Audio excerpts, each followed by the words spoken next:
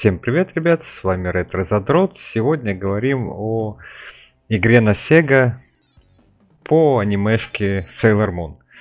Думаю, что в 90-е и в начало 2000-х достаточно много народа смотрело это аниме. Может быть, даже для кого-то она была первой.